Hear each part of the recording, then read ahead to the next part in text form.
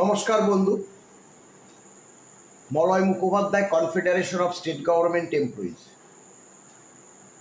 বন্ধু, আমাদের কাছ থেকে ডিএ মামলা প্রেক্ষিত কোনো খবর যদি উঠে না আসে, কর্মচারী, বিশেষ করে অবসরপ্রাপ্ত কর্মচারীরা খুবই উদ্বিগ্ন হয়ে যায়।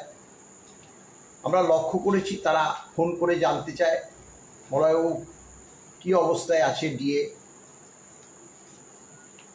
আসল কথা, ব্যাপারটা অনেকে জানেও, কিন্তু তবুও তারা একটু তাদের যে কিউরিসিটি, সেটার জন্যই ফোন করে। অবশ্যই করবে, তার জন্য আমরা বিরক্ত নই, আমি তাও বলে রাখলাম। কিন্তু দেখুন, আপনারা সকলেই জানেন যে 1.5 মাসের মধ্যে, অর্থাৎ 6 সপ্তাহের মধ্যে 25% ডিএটা যে দিয়ে দিতে বলেছে, যেই অর্ডারটা বেরিয়েছিল 16 মে 2025 মাননীয় সঞ্জয় কারোল এবং সঞ্জীব মেহতার বেঞ্চে, কিন্তু সরকার তার মান্যতা দেয়নি, সেটা সকলেই জানেন। এবং শেষ দিন অর্থাৎ 27শে জুন, যে 1.5 মাস বা 6 সপ্তাহ হয়েছে, সেই দিনই একটা এমএ করে হাত গুটিয়ে বসে আছে। কিছুই না, একটা দুগ্ধপোষ্য শিশুও জানে যে মামলাটা দীর্ঘ থেকে আবার দীর্ঘতর করার একটা চক্রান্ত এই সরকার করার চেষ্টা করছে।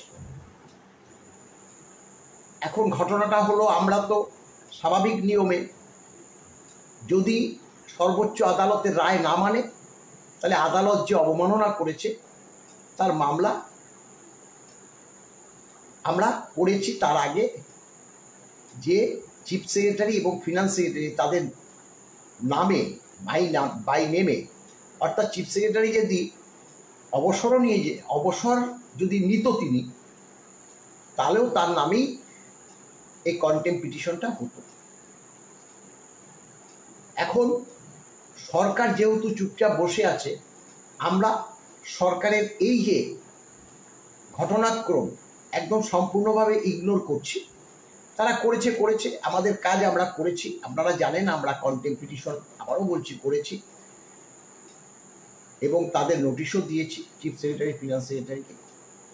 মামলাটার যে পরবর্তী ডেট, এটাই হচ্ছে সবথেকে বেশি ইম্পর্টেন্ট। আপনারা জানেন যে 25% আগে দিয়ে দিন সরকারি কর্মচারীদের।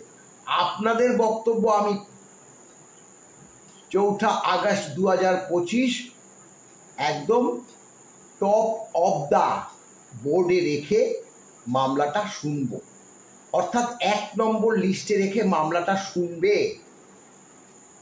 অর্থাৎ এই যে বার্তাটা অর্ডারে লিপিবদ্ধ পর্যন্ত আছে, স্বাভাবিকভাবে আমরা ওই দিনটি জন্যই অপেক্ষা করছি, অর্থাৎ 4 আগস্ট 2025। ওই দিন আমরা উপস্থিত থাকব। আমরা যে কন্টেম্প করেছি, আমরা যে হাত গুটিয়ে বসে নেই, সেই বার্তা তুলে দেব। পরবর্তীকালে সর্বোচ্চ আদালত, দেখুন, আমরা তো, আমাদের পক্ষে তো কিছু করা সম্ভব না।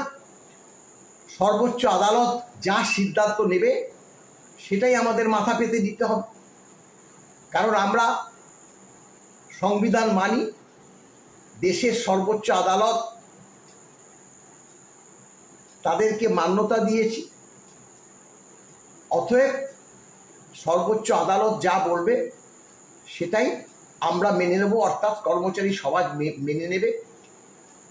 বলছি যে অবসরপ্রাপ্ত কর্মচারী সমাজ, কারো বয়স 70, 75, 85, তারা বিছানায় পড়ে রয়েছে, এরকম বহু অবসরপ্রাপ্ত কর্মচারী সমাজ আছে।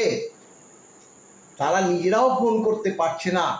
তারা তাদের নয় সন্তান সন্ততি, আর না হলে তাদের মিসেসকে দিয়ে ফোন করাচ্ছে, মলয়বাবু আপনার কাছ থেকে জানতে চাইছে যে কবে ডিএটা পাওয়া যাবে। পাওয়া গেলে একটুখানি এই যে অসুস্থতার কারণে যে একটু ওষুধপত্র কিনতে পারবে।